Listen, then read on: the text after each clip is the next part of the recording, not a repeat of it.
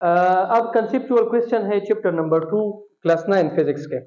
पहला क्वेश्चन है, is it possible the displacement is zero but not the distance. पहले part में, पहले क्वेश्चन में हमें कह रहे हैं कि क्या ये पॉसिबल है कि डिस्प्लेसमेंट बराबर हो जीरो के लेकिन डिस्टेंस जीरो के बराबर ना हो। ये बिल्कुल पॉसिबल है। कब पॉसिबल है? अगर एक बॉडी जिसका स्टार्टिंग पॉइंट ए है वो रिटर्न हो जाए दोबारा ए की ऊपर, तो डिस्टेंस तो यहाँ पे जीरो के बराबर नहीं है लेकिन डिस्प्लेसमेंट जीरो के बराबर है। क्यों? क्योंकि हमने ये पढ़ा था कि अगर एक बॉडी की इनिशियल और फाइनल पॉइंट सेम हो, वो क्लोज पाथ में मूव करे, तो उसकी डिस्प्लेसमेंट जीरो के बराबर होगी, डिस्टेंस जीरो के बराबर नहीं होगी। इसका सेकंड पार्ट है इसी क्वेश्चन का कि क्या ये पॉसिबल है कि डिस्प्लेसमेंट बराबर हो डिस्टेंस के। ये बिल्कुल पॉसिबल है। कब? अगर एक बॉडी बिल्कुल स्ट्रेट पाथ में मूव करे तो उसकी डिस्टेंस और डिस्प्लेसमेंट दोनों आपस में क्या होंगी? बराबर होंगी। ठीक है। Second, does speedometer measure car speed और वेलोसिटी। सेकंड क्वेश्चन में हमसे पूछ रहे हैं कि मोटर गाड़ी के अंदर या मोटर कार के अंदर जो स्पीडमीटर लगा होता है वो वेलोसिटी मेजर करता है या स्पीड मेजर करता है। तो आपने इसका आंसर इस तरीके से लिखना है कि वेलोसिटी के लिए दो चीजों की जरूरत होती है, एक डायरेक्शन और एक मैग्नीट्यूड। स्पीड के लिए सिर्फ एक चीज की जरूरत होती है, मैग्नीट्यूड। और हमारी गाड़ियों के अंदर जो मीटर लगा होता है उसके ऊपर सिर्फ स्पीड की क्या लिखी होती है? मैग्नीट्यूड। उसमें डायरेक्शन नहीं होती है, तो लिहाजा ये वेलोसिटी को मेजर नहीं करता है। किसको मेजर करता है? स्पीड को मेजर करता है। इसके बाद question number 3, is it possible for an object to be accelerating and at rest at the same time? Explain with example. क्या ये पॉसिबल है कि एक बॉडी एक्सेलरेट भी करे और रेस्ट में भी हो? क्या ये पॉसिबल है? बिल्कुल पॉसिबल है। अगर मैं ग्राउंड से किसी चीज को ऊपर फेंकूं तो हाईएस्ट पॉइंट के ऊपर ये बॉडी किस में होगी? रेस्ट में। लेकिन उसकी एक्सेलरेशन जीरो के बराबर नहीं होगी, वो बराबर होगी acceleration due to gravity which is 9.8 metre per second of square. इसके बाद है question number 4, can an object have zero acceleration and non zero velocity at the same time? Give an example. क्या ये पॉसिबल है कि एक body की acceleration zero के बराबर हो लेकिन उसकी वेलोसिटी जीरो के बराबर ना हो? ये बिल्कुल पॉसिबल है। कब पॉसिबल है? अगर एक बॉडी किसी पॉइंट ए से स्टार्ट ले ले और चली जाए किसी पॉइंट बी पर, इस दौरान अगर उसकी वेलोसिटी कांस्टेंट है, तो वेलोसिटी तो जीरो के बराबर नहीं है लेकिन चेंज इन वेलोसिटी किस चीज के बराबर है? जीरो। तो एक्सेलरेशन भी किस चीज के बराबर होगा? जीरो।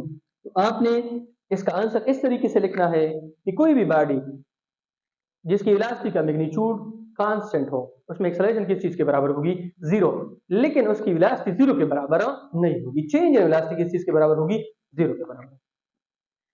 इसके बाद है, a person standing on the roof of a building threw a ball down with a velocity of 8 metre per second. ये मेरे पास एक रूफ है, बिल्डिंग, छत है, उससे एक लड़का गेंद को फेंकता है नीचे, तो उसकी जो वेलोसिटी है इस गेंद की वो है 8 मीटर पर सेकेंड।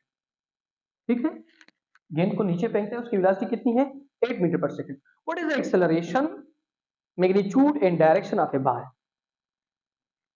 हम यहाँ पे इसका आंसर इस तरीके से लिखेंगे कि अगर ग्राउंड और रूफ से जो बॉल फेंका गया है इसके दरमियान बाकी तमाम फोर्सेस जीरो के बराबर हो, सिर्फ एक ही फोर्स हो, ग्रेविटेशनल फोर्स, फिर यहाँ पे जो एक्सेलरेशन होगी वो आपके पास बराबर होगी acceleration due to gravity which is 9.8 metre per second of square. ठीक है। अगर कोई और एक्सटर्नल रेजिस्टिव फोर्स नहीं है, सिर्फ एक ही फोर्स है, ग्रेविटेशनल फोर्स, तो यहाँ पे जो एक्सेलरेशन होगी वो किस चीज के बराबर होगी? Acceleration due to gravity which is 9.8 metre per second of square. ठीक है। और इसकी डायरेक्शन डाउनवर्ड होगी। किधर होगी? डाउनवर्ड। इसके बाद can an object have north velocity and southward acceleration? Explain. क्या ऐसा हो सकता है, क्या ऐसा हो सकता है कि एक बॉडी की वेलोसिटी का डायरेक्शन नॉर्थ की तरफ हो लेकिन एक्सेलरेशन का डायरेक्शन किधर हो? South. Can an object have northward velocity, ऐसा हो सकता है कि नॉर्थ की तरफ वेलोसिटी और एक्सेलरेशन किसकी तरफ हो, साउथ की तरफ। अब बिल्कुल हो सकता है।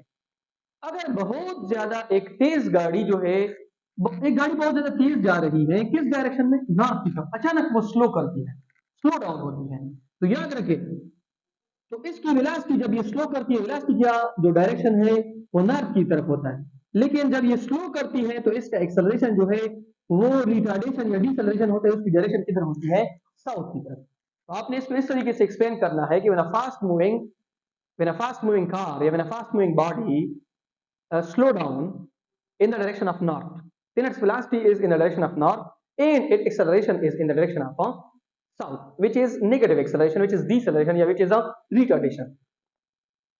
Is freely falling object speed up? What is happening to its acceleration? Does it increase, decrease, or stay the same? हमें कह रहे हैं कि फ्री एक बॉडी जो है वो फ्री फॉल कर रही है नीचे की तरफ। आप मुझे बताओ कि इसकी एक्सेलरेशन इंक्रीज करेगी, इसकी एक्सेलरेशन डिक्रीज करेगी, या इसकी एक्सेलरेशन स्टे द सेम रहेगी।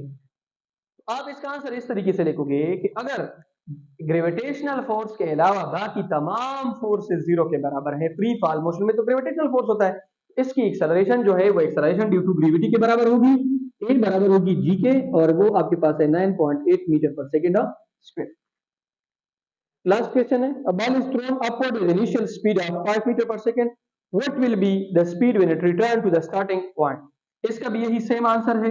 आपको कह रहे हैं कि एक बाल जो है उसको मैंने ए पॉइंट से फेंका है किसी दूसरे बी पॉइंट पे, ठीक है, और उसको मैंने जो है इनिशियल स्पीड दी है 5 metre per second, what will be speed when return to the starting point?